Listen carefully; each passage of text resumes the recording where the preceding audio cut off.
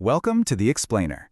Today, we're diving into a set of documents with a truly audacious claim that a 500-year-old hymn doesn't just contain beautiful poetry, but holds the actual code to solving some of our planet's biggest problems.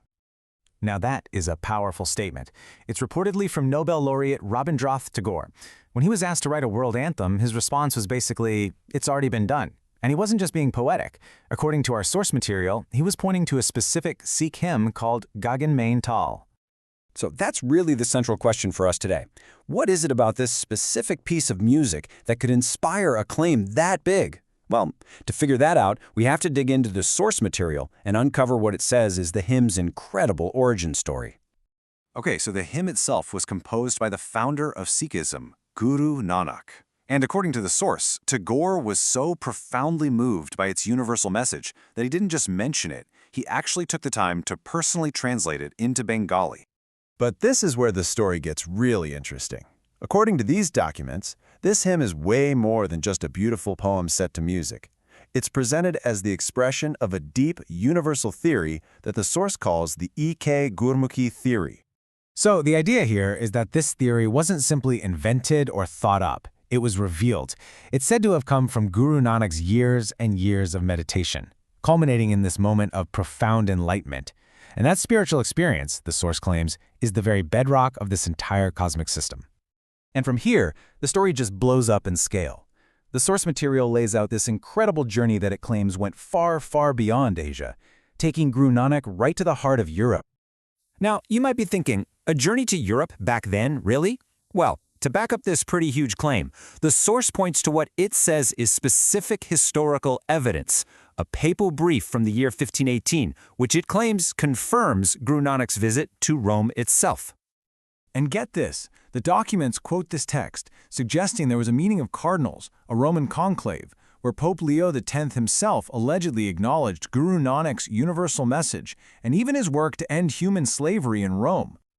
So, this incredible historical backdrop sets the stage for the real core of the proposal, the Gurmukhi theory. So, what is it exactly? And how in the world does it connect a simple alphabet to the entire cosmos? Okay, so here's the central idea being put forward. Gurmukhi, in this view, isn't just an alphabet for writing. You have to think of it less like the ABCs and more like, well, like a periodic table for reality itself.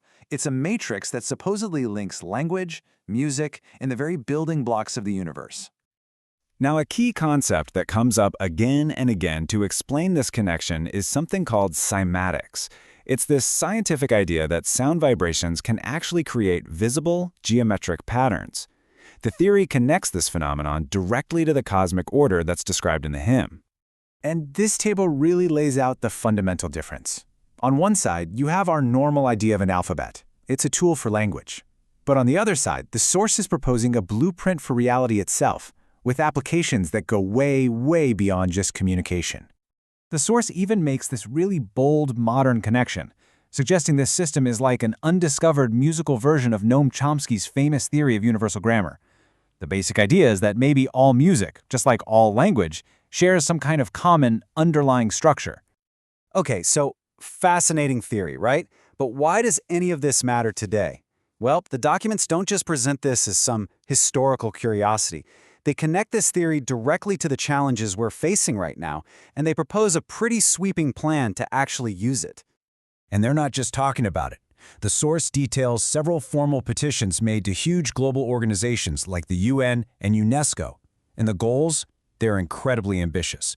We're talking about using the hymn and its principles as a framework for everything from a new world anthem to sustainable tech and even new voting systems. And the proposed applications go deep into the very fabric of our society. The theory isn't just presented as a cool idea, it's being put forward as a functional framework for creating new kinds of holistic medicine, for solving some of our toughest global crises, and, maybe most audaciously of all, for building a new foundation for world peace. I mean, just think about the sheer scope of the claim being made here. This isn't just about cultural history. The argument is that this ancient system holds the actual keys to solving humanity's most complex, most pressing existential threats.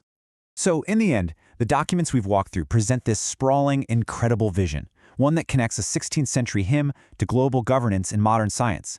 And it leaves us with one final, pretty provocative thought. What if the answers we're all desperately searching for have been hidden not in plain sight, but in plain sound all along?